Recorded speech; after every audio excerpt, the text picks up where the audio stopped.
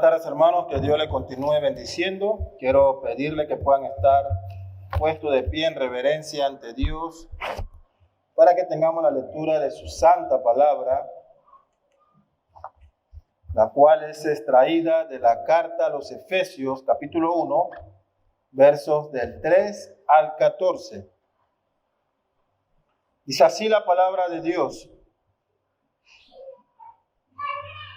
Bendito sea el Dios y Padre de nuestro Señor Jesucristo, que nos bendijo con toda bendición espiritual en los lugares celestiales en Cristo, según nos escogió en Él antes de la fundación del mundo, para que fuésemos santos y sin mancha delante de Él, en amor, habiéndonos predestinado para ser adoptados hijos suyos por medio de Jesucristo, según el puro afecto de su voluntad, para alabanza de la gloria de su gracia, con la cual nos hizo aceptos en el amado, en quien tenemos redención por su sangre, el perdón de pecados, según las riquezas de su gracia, que hizo sobreabundar para con nosotros en toda sabiduría e inteligencia, dándonos a conocer el misterio de su voluntad, según su beneplácito, el cual se había propuesto en sí mismo, de reunir todas las cosas en Cristo, en la dispensación del cumplimiento de los tiempos, así las que están en los cielos como las que están en la tierra. En Él, asimismo, tuvimos herencia, habiendo sido predestinados, conforme al propósito del que hace todas las cosas, según el designio de su voluntad, a fin de que seamos para alabanza de su gloria, nosotros lo que primeramente esperábamos en Cristo. En Él también vosotros, habiendo oído la palabra de verdad, el evangelio de vuestra salvación, y habiendo creído en Él, fuisteis sellados con el Espíritu Santo de la promesa, que es la arra de nuestra herencia hasta la redención de la posesión adquirida para alabanza de su gloria. Oremos.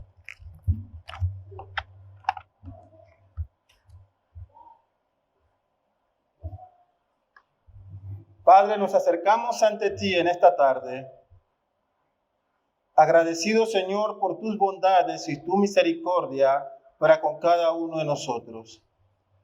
Estar aquí presente ante ti, Señor, es un acto de tu benevolencia para nuestras vidas. Reconocemos, Señor, que hemos pecado contra ti, que transgredimos tus mandamientos y nos rebelamos, Señor, contra tu palabra. Sin embargo, tú provees tus bendiciones sobre nuestras vidas. Nos das un día más, Señor, de vida. Nos sostienes. Suple nuestras necesidades, Señor, y nos atrae a tu iglesia, donde podemos alabar tu nombre, elevar nuestras súplicas en oración, Señor, y escucharte hablar a nuestra vida a través de la lectura de tu palabra y de la predicación. Rogamos, Señor, que tu Espíritu Santo que tú has dado a tus hijos esté en este momento con cada uno de nosotros. Que tu palabra transforme nuestras vidas, Señor. Que tu iglesia sea edificada y que podamos poner en práctica, Señor, todas estas verdades que escucharemos hoy contenidas en tu palabra. Te rogamos estas cosas en Cristo Jesús, tu Hijo. Amén. ¿Pueden tomar sus asientos, hermanos? Y continuamos con esta serie de sermones sobre la carta a los Efesios. Hoy sería el segundo sermón. El domingo pasado tuvimos una breve introducción en la cual abordamos todo el contexto histórico, literario, y también estuvimos viendo los capítulos 1 y 2, donde abordamos acerca del autor de esta carta y los destinatarios finales.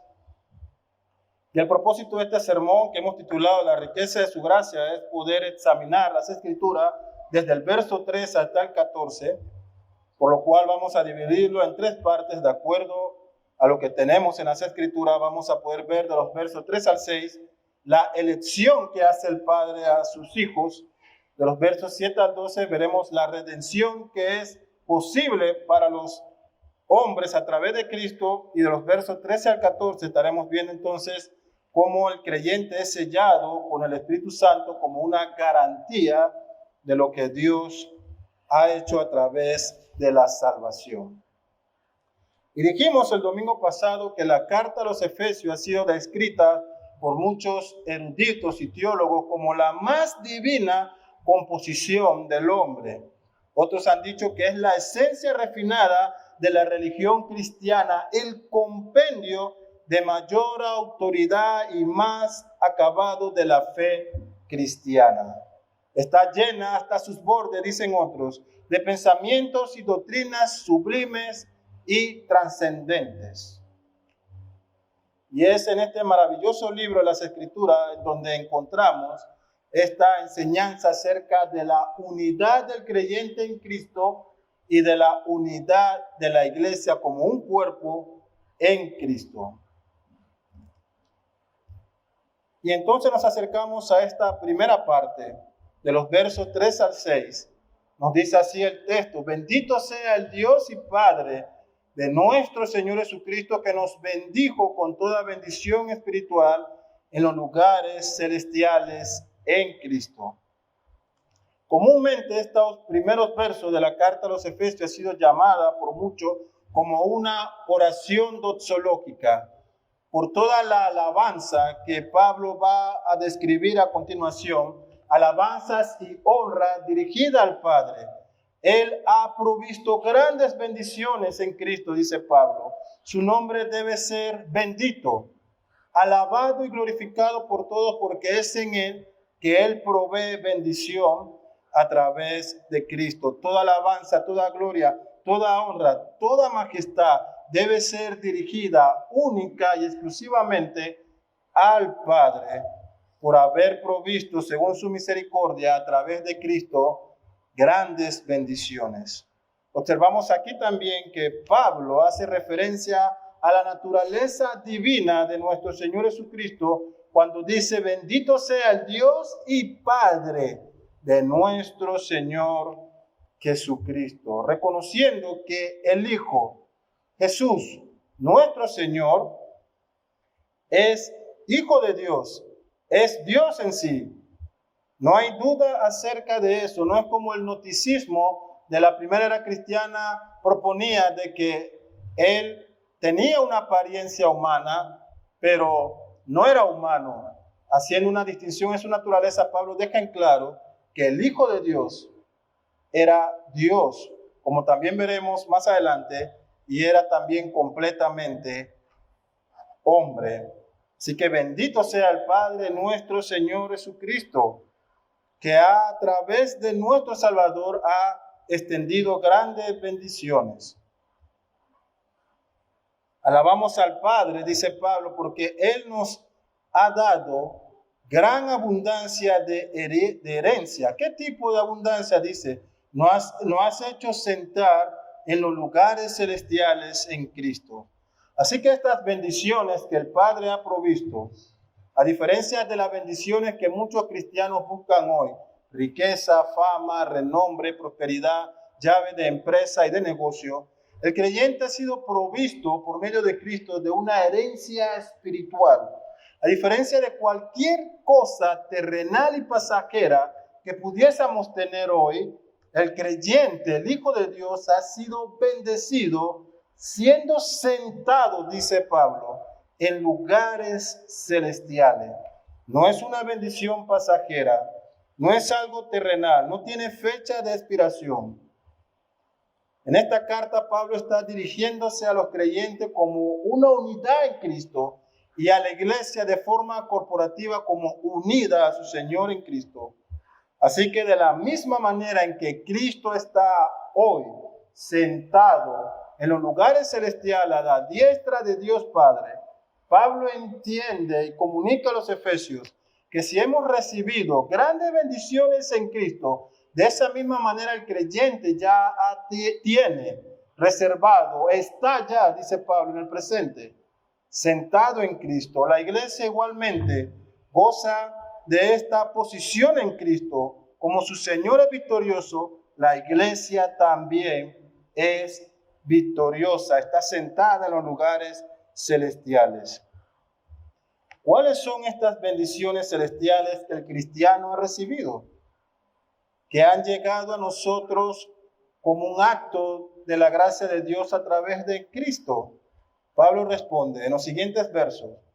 Se lo diré brevemente para luego desarrollar cada una de ellas. Pablo dice: que es en Cristo que estas bendiciones celestiales han llegado a nosotros, de que en Él y a través de Él hemos sido escogidos por el Padre, hemos sido hechos santos delante de Dios, hemos sido predestinados para ahora ser adoptados, hemos sido hechos aceptos en Dios, hemos sido redimidos, hemos obtenido un conocimiento a través del Evangelio que se nos revela en Cristo. Hemos sido sellados por el Espíritu como garantía de que Dios cumplirá su promesa en nosotros.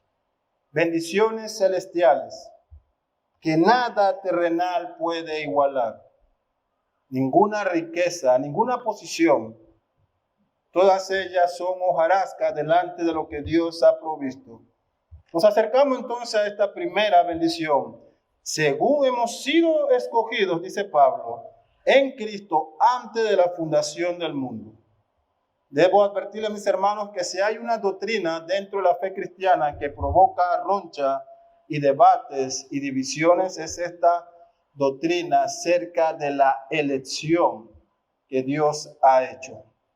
Y la cristiandad se divide inmediatamente en dos posiciones. De un lado, aquellos que sí creen de una elección, pero que está basada en el trabajo y en la voluntad humana, que es la que se acerca a Dios para elegirlo. Y otro segmento de la comunidad cristiana reconoce entonces que ciertamente hay una elección y que ésta se hace como un trabajo exclusivo de Dios, quien es quien se acerca a la humanidad para elegir de entre ellos a quién hacer hijo suyo. La pregunta obligada es, ¿quién está escogiendo aquí? ¿Qué nos está diciendo Pablo? ¿Es el hombre quien escoge a Dios o es Dios quien escoge al hombre? Pablo nos dice que una de estas bendiciones celestiales que hemos recibido de parte del Padre es que hemos sido elegidos, escogidos, y noten qué tiempo, antes de la fundación del mundo. Este pasaje deja en claro, sin discusión alguna, que sí hay una elección en la salvación, pero que esta elección es fruto de Dios. Es el Padre quien en Cristo ha elegido, y que esta elección es un acto libre de su soberanía. No está sujeta a algún acto que los hombres puedan hacer que le muevan a Él a mostrar misericordia. Ni siquiera es algo que Él prevé en el tiempo acerca de que actuaríamos para bien. Es antes de que cualquier cosa existiera, en una eternidad pasada donde solo la Trinidad existía y estaba allí, en ese plan de redención, cuando el Padre decide elegir a quién salvar, provee en el Hijo esa redención y en el Espíritu Santo la aplicación de estos beneficios. Es antes de la fundación de todos los tiempos donde el Padre ha decidido elegir. Y esta elección, como hemos dicho, no se basa en obra alguna de parte de los hombres. No hay mérito, no hay una forma de vida que hayamos vivido, si me corrijo, de que mueva a Dios a mostrar misericordia sobre nosotros. Es todo lo contrario, es una elección libre de su voluntad. Y podemos ilustrar esto con el pasaje de Romanos, cuando Pablo está llevando a sus lectores a ver este acto decretivo de Dios. Dios tiene el derecho de escoger y elegir conforme a su voluntad. Y Pablo ilustra esto en Romanos 9, versos del 9 al 11, con el acontecimiento entre Jacob y Esaú. El texto en su Biblia dice, porque la palabra de la promesa es esta: por este tiempo vendré y Sara tendrá un hijo. Y no solo esto, sino también cuando Rebeca concibió de uno, de Isaac nuestro padre. Y note la aclaración que hace Pablo aquí, pues no habían aún nacido, ni habían hecho aún ni bien ni mal, para que el propósito de Dios conforme a la elección permaneciera, no por las obras, sino por el que llama. No por una obra que Jacob o Esaú hubiesen hecho, ni siquiera habían nacido, Había un propósito firme de Dios. Había un decreto soberano de elegir, en este caso, a Jacob y no a Esaú. Así que el propósito se cumple perfectamente, sin que Jacob lo mereciera o hubiera hecho obra alguna. Dios había determinado elegirle a él para cumplir su voluntad de hacer de él una nación, Israel. Dice el texto, ellos no han nacido, no han hecho ninguna obra, ni bien ni mal, pero hay un propósito redentor, electivo de Dios, quien tiene la autoridad de ejercerlo. Entonces, Él elige a uno y a otro no. E inmediatamente parece algo injusto que Dios, teniendo toda la autoridad para elegir, decide elegir a unos y a otros no. Porque si usted sigue leyendo el texto, Romanos 9 dice que Dios declara: a Jacob amé, mas a Esaú aborrecí. Y choca inmediatamente en todas las personas que leen esto y lleva a algunos a rechazar la elección, porque ¿cómo puede Dios aborrecer a alguien? ¿Cómo puede Dios solo mostrar misericordia en uno y en otros no? Pero lo que olvidamos es que tanto Jacob y Esaú eran por naturaleza aborrecibles ante Dios. Y ninguno de ellos merecía que Dios depositara su mirada electiva escogiendo a uno. La pregunta entonces la formulamos generalmente mal. ¿Por qué Dios escoge a unos y a otros no?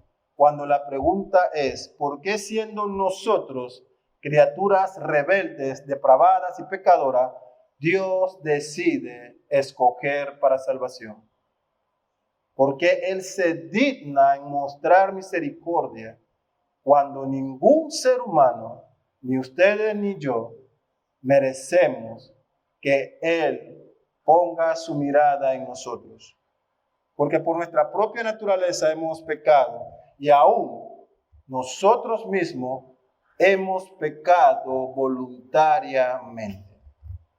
Así que dice Pablo, hemos recibido una gran bendición en Cristo, que el Padre ha escogido a algunos para mostrar su misericordia. Esto llega como una bendición de parte de Dios. Esta elección está con el fin de cumplir todos los propósitos de Dios. ¿Cuáles propósitos? Si vemos aquí el texto, según nos ha escogido desde antes de la fundación del mundo, dice, ¿con el propósito de qué? Para hacernos santos y sin manchas delante de Él, imputando en la vida de cada creyente todo y cada uno de los beneficios de Cristo, como si ellos mismos lo hubiesen vivido, haciendo lo que era imposible para el hombre, ser santo ante Dios.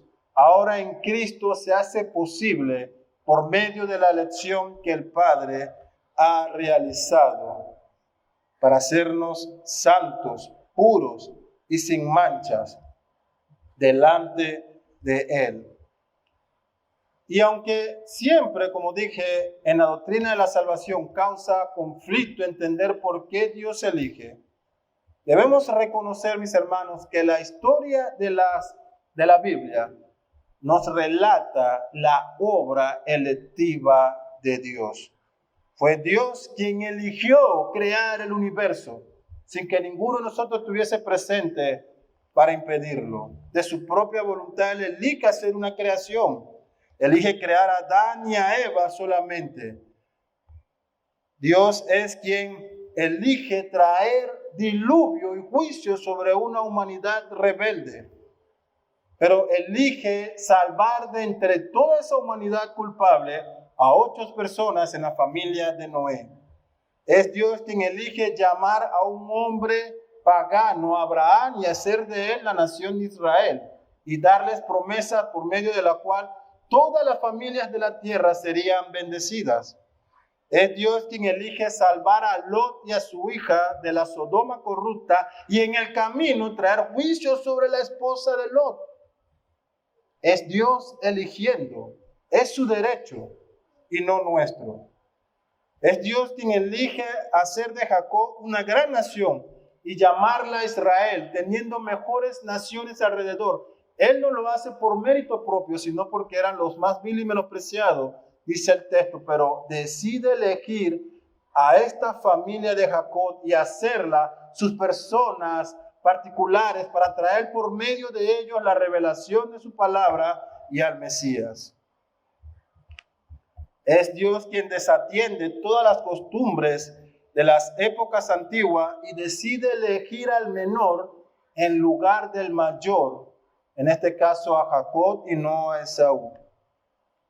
Es Dios quien decide proveer salvación y elige salvar, porque los hombres no buscan a Dios, dice las Escrituras, todos están descarriados, cada uno hace maldad, no buscan a Dios. Es Dios entonces quien decide escoger a quien salvar.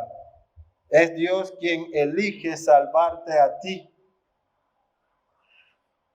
Es el derecho de Dios, su soberanía, sus decretos, sus propósitos, porque solo a Él le pertenece el derecho. Hemos sido bendecidos, dice Pablo, con esta gran bendición de haber sido escogidos por el Padre para ser de nosotros personas santas, sin manchas delante de Él, dice el verso 5, en amor habiéndonos predestinados para ser adoptados hijos suyos por medio de Jesucristo. Así que Pablo continúa ahora diciendo que hemos sido también predestinados en amor, con el propósito de ser adoptados como hijos de Dios mediante la obra de Cristo.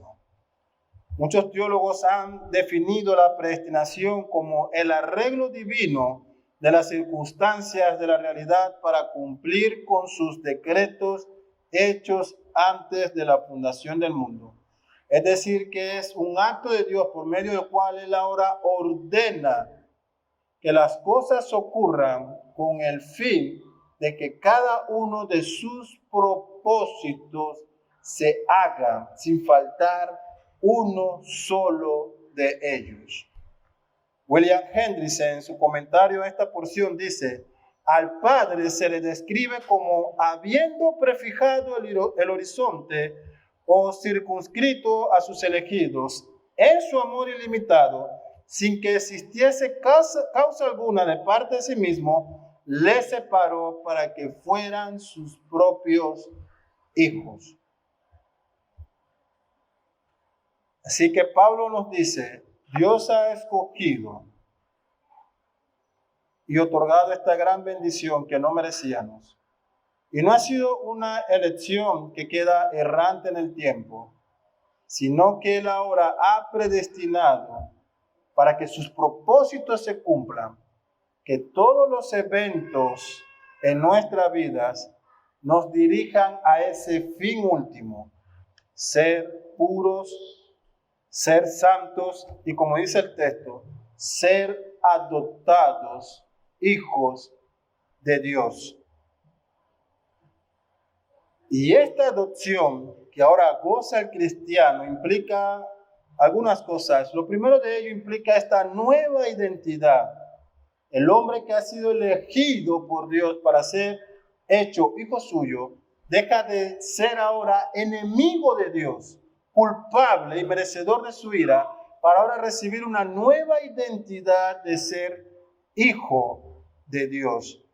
En la mente judía esto era algo inconcebible, impensable, que un hombre pudiese ser llamado hijo de Dios. Pero no solamente allí, porque Pablo dice que por medio de esta elección ahora tenemos este acceso al Padre. Entonces, no solamente ser hijo de Dios, sino que ahora poder gozar de una comunión íntima con el Padre, tener una relación de hijo y de padre.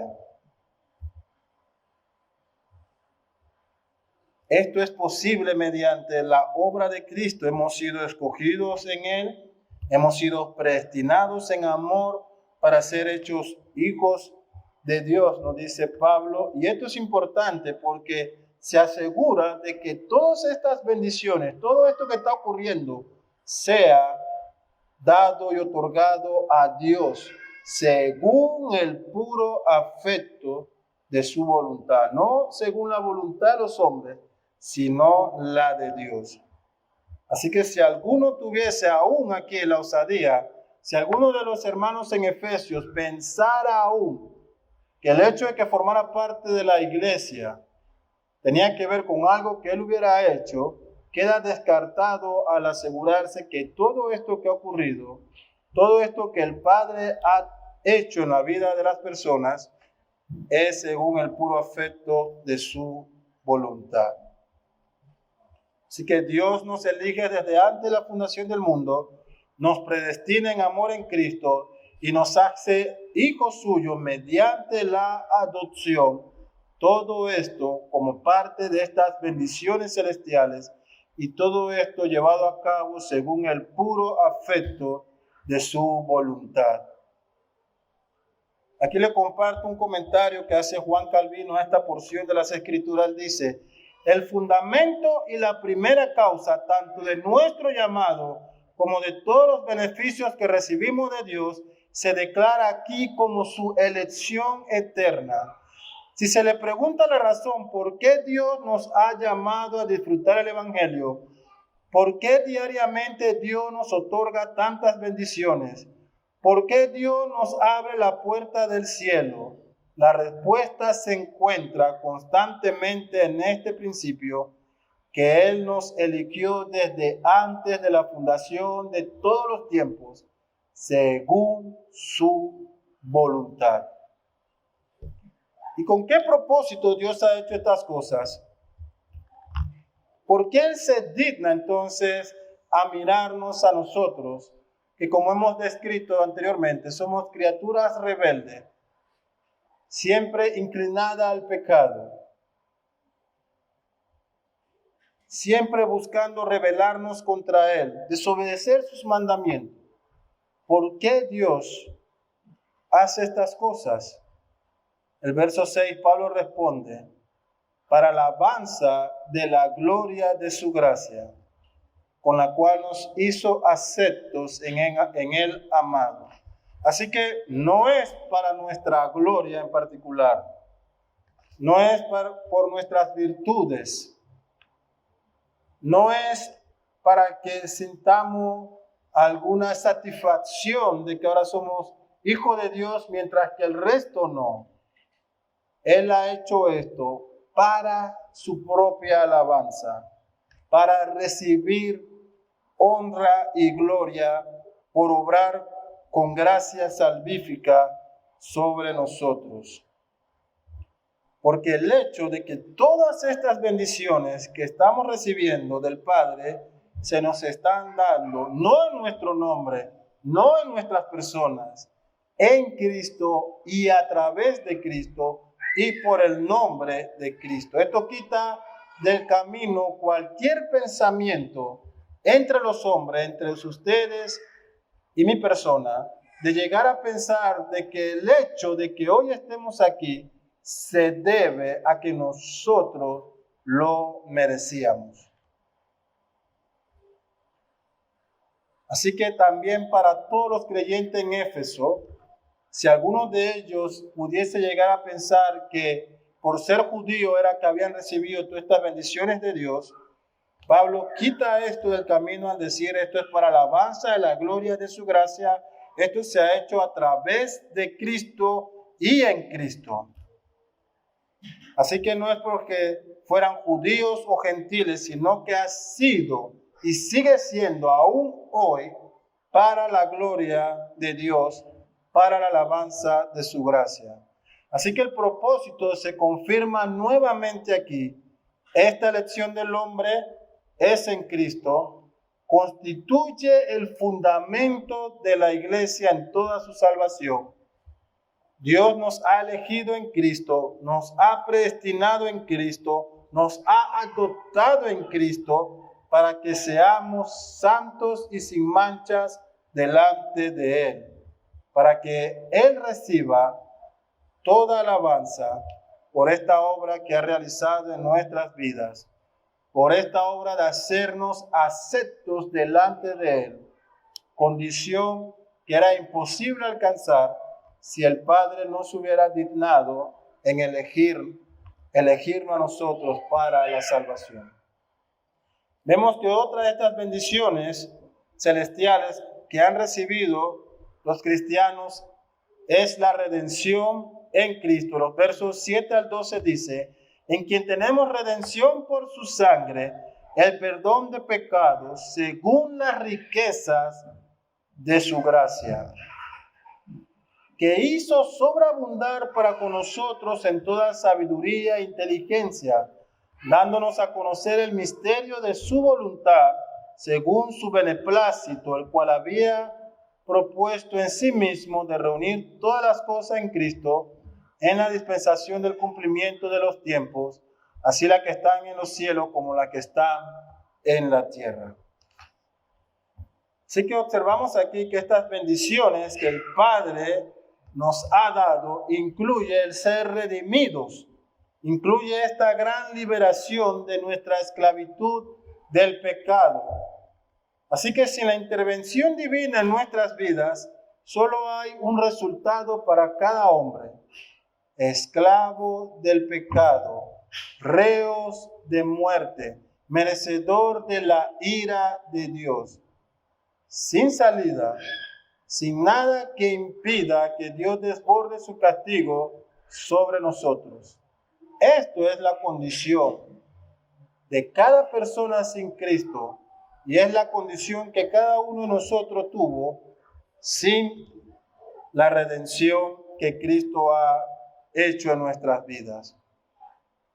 Se hace entonces necesario entender cuán grande ha sido este acto de gracia de Dios de intervenir en la vida de cada uno de nosotros y sacarnos del destino final de nuestra destrucción. La cruz de Cristo, esta redención obrada allí, significó el rompimiento de todo lo que nos tenía atado al pecado. Así que todos aquellos a quienes el Padre ha elegido salvar han recibido esta gran liberación, porque en esa cruz, mis hermanos, donde Cristo expió por nuestros pecados, allí fue cumplida todas las demandas del Padre. Todas las demandas del Padre para cada uno de nosotros. Porque nuestro pecado nos hacía merecedor de esa cruz. Pero Dios nos bendice proveyendo salvación, haciendo posible redención para nosotros. Es el Padre quien toma la iniciativa en todo momento de redimir a los hombres. Así que solo en Cristo, dice Pablo, el hombre obtiene perdón de pecados. Esto significa, mis hermanos, que no vamos a apreciar lo que significa la cruz de Cristo si no entendemos cuán baja era nuestra condición. Nosotros merecíamos esa cruz, esos clavos, esa corona, esa lanza, esos látigos. Por eso que es una gran ofensa cuando el cristiano, habiendo sido redimido, decide otra vez ofender a Dios cometiendo pecado. Se burla de ese sacrificio de la cruz. Pero dice Pablo, en quien tenemos redención por su sangre.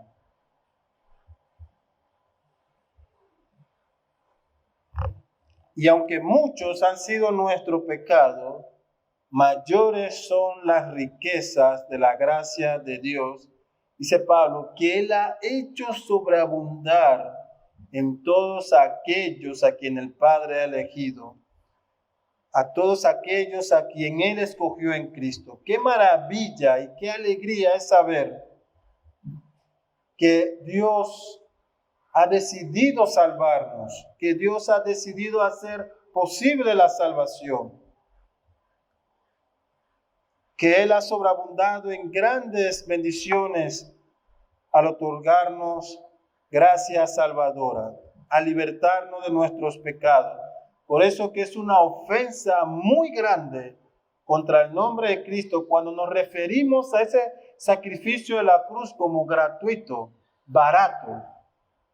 Porque lo que ocurrió en la cruz no fue un regalo, costó el máximo valor posible, la vida del Hijo de Dios. Un valor que ninguno de nosotros, ni aun juntos, pudiésemos llegar a pagar. Allí se mostró cuánto el Padre deseaba salvar y mostrar misericordia y gracia que no merecíamos, que entrega como sacrificio perfecto a su Hijo para satisfacer las demandas de su santidad. Él ha hecho sobreabundar, dice Pablo, sobre nosotros estas bendiciones, estas acciones de parte de Dios. Y alabamos al Padre que en Cristo ha sido satisfecha todas sus demandas. En Cristo se ha hecho esta gran liberación para todos a quien el Padre ha escogido. Y es única y exclusivamente en el nombre de Cristo. No hay otra forma, no hay otro mérito, no hay otra religión, no hay otra fe. La única fe que salva, el único camino, la única puerta es única y exclusivamente en Cristo. En Cristo. Dice el verso 9 a 12 que solo en Cristo el Dios Padre ha decidido reunir todas las cosas. Dice, dándonos a conocer el misterio de su voluntad según su beneplácito, el cual se había propuesto en sí mismo de reunir todas las cosas en Cristo.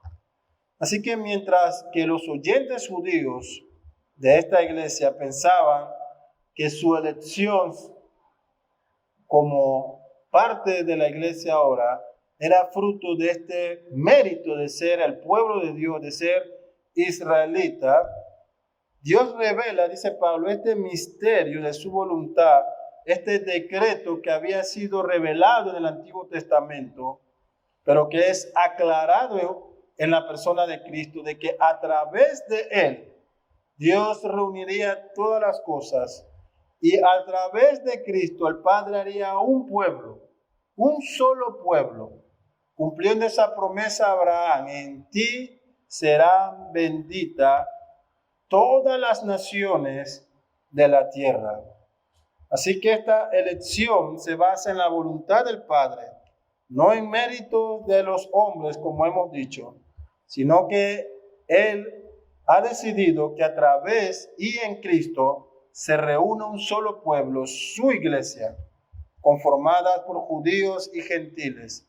Dice Pablo, Él ha decidido reunir todas las cosas en Cristo. También podemos entender que es en Cristo que la creación y el hombre vuelve a un orden. Todo el caos, todo el desorden que el pecado de Adán y Eva produjo por su desobediencia, ellos eligen rebelarse contra Dios. Ellos han abierto la puerta para que el pecado entre y se expanda a toda la humanidad. Pero es en Cristo entonces que las cosas son llamadas a una restauración, a un orden, de acuerdo a los propósitos de Dios. ¿Se imagina usted entonces, mis hermanos, qué sería de nosotros sin la obra de Cristo? ¿Qué sería de esta humanidad, de cada uno de nosotros? ¿Cuán terrible oscuridad y esclavitud del pecado existiera aún si no hubiese aparecido por la misericordia de Dios el Mesías? En Cristo los gentiles son reunidos nuevamente a esta bendición.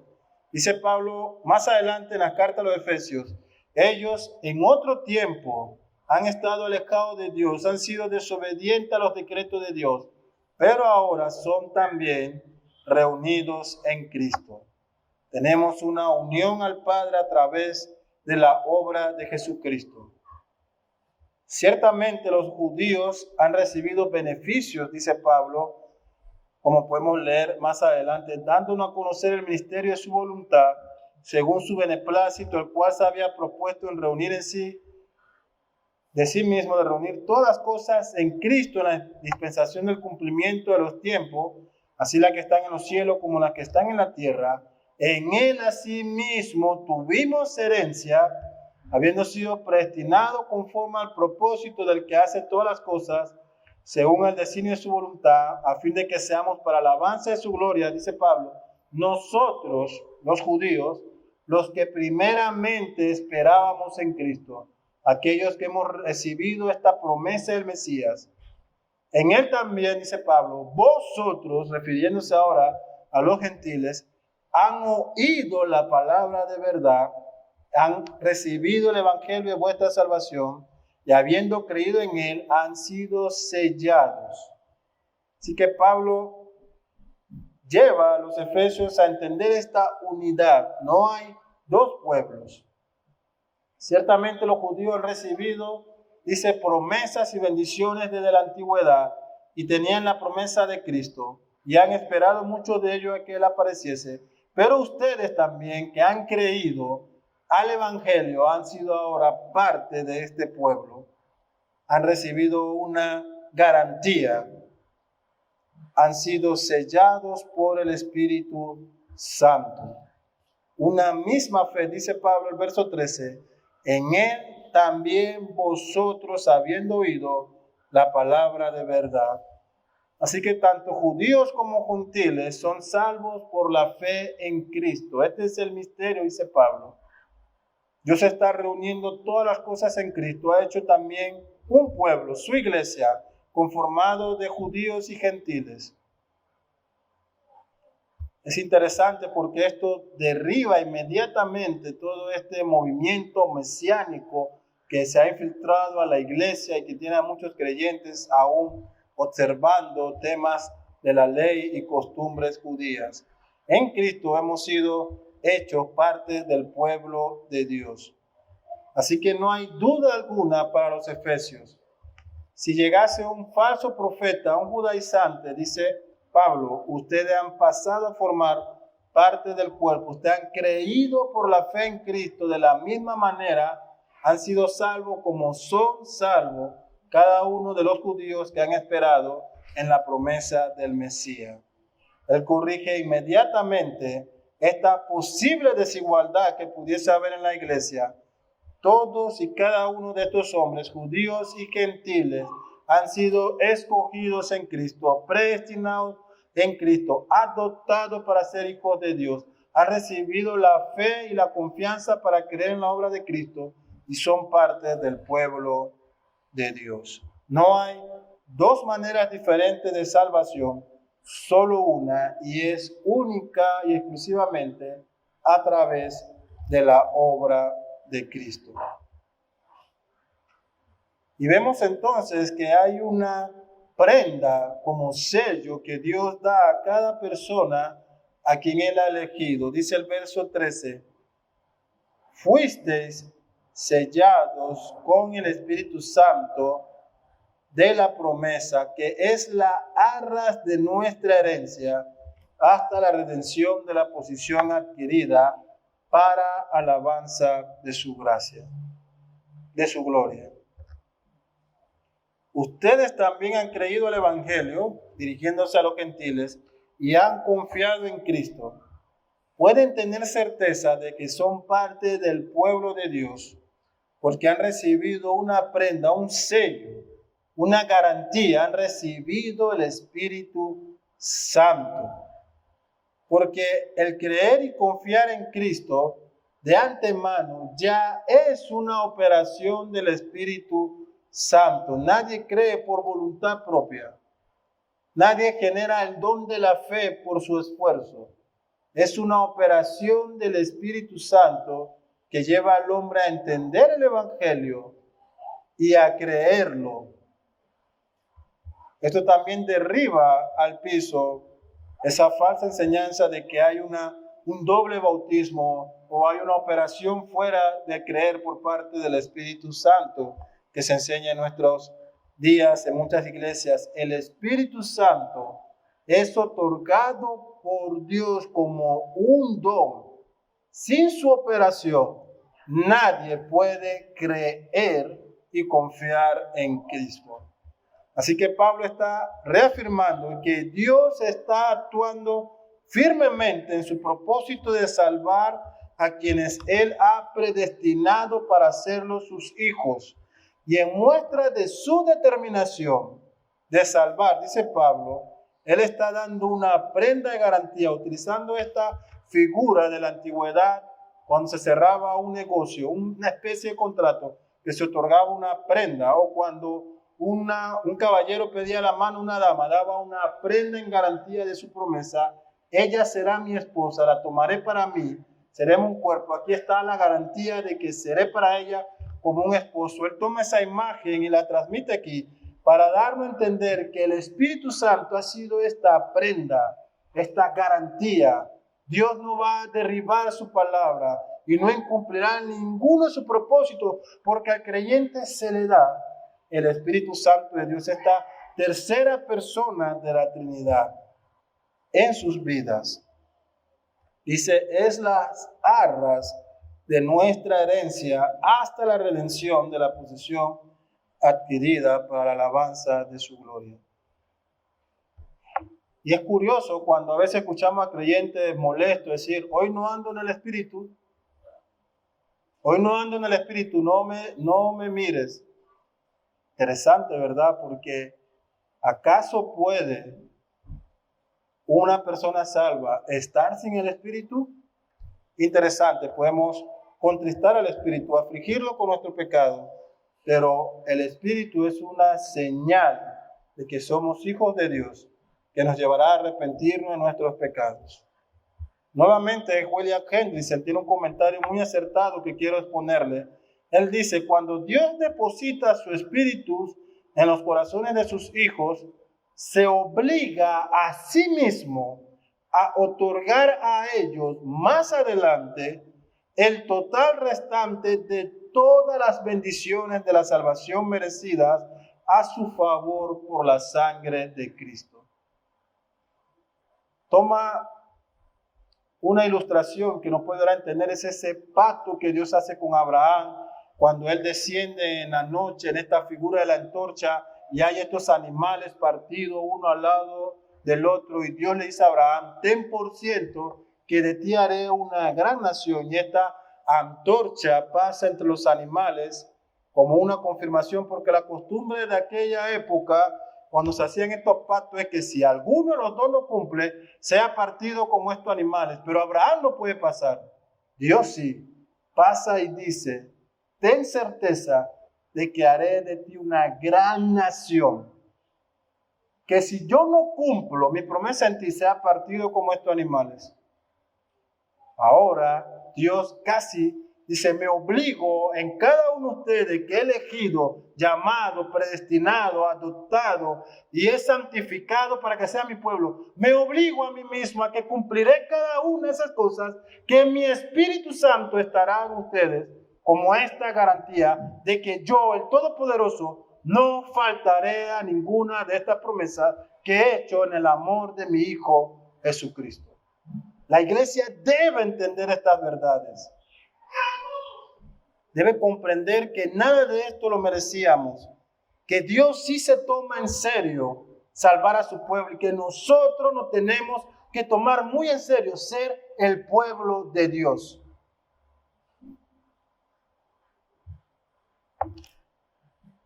Tenemos esta señal, esta prenda. Él cumplirá cada uno de sus propósitos. Él los llevará a una culminación final. Él nos hará un pueblo y nos sentará finalmente en los lugares celestiales que ha preparado. No hay tribulación, como dice Pablo en Romanos 8. No hay espada, no hay potestades, no hay nada que pueda hacer caer que Dios cumpla sus propósitos. Y en el día final, cuando todos y cada uno de los hombres se presenten ante Dios, nadie podrá acusarle a él de no haber mostrado misericordia con la humanidad.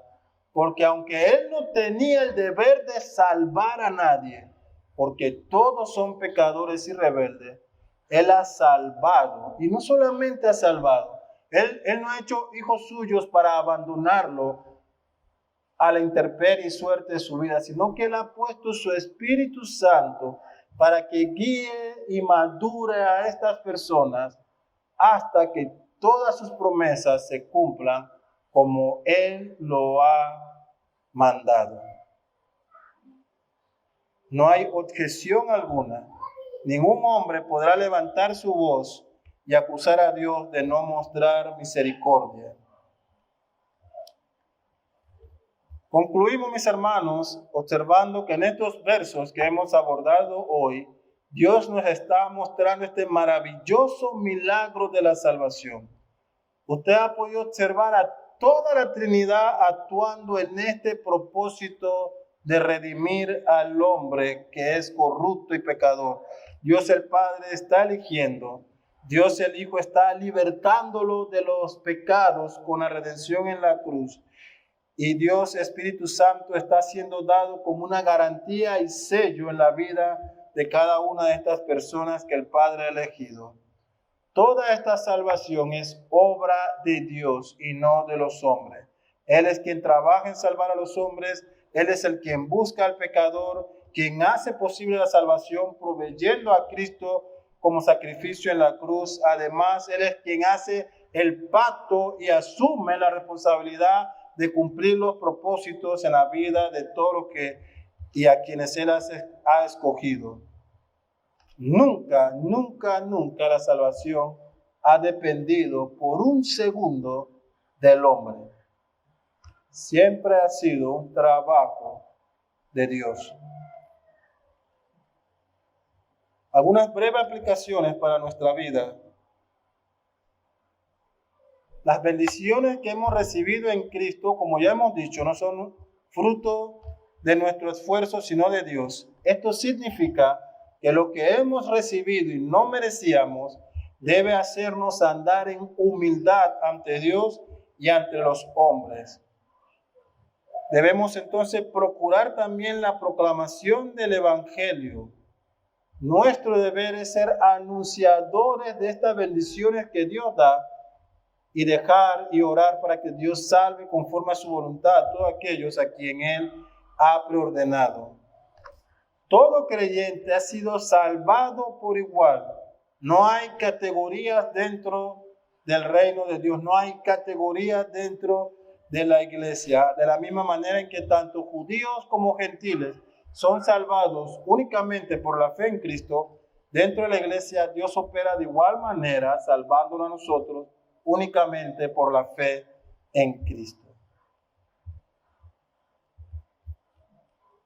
Para aquellos que no han creído aún, que continúan en esta rebeldía de vivir a expensa de su voluntad y contrario a lo que Dios ha demandado en su palabra, quiero decirles, estimados oyentes, que hay un día establecido, y sí que lo hay, en donde cada persona va a comparecer ante Dios.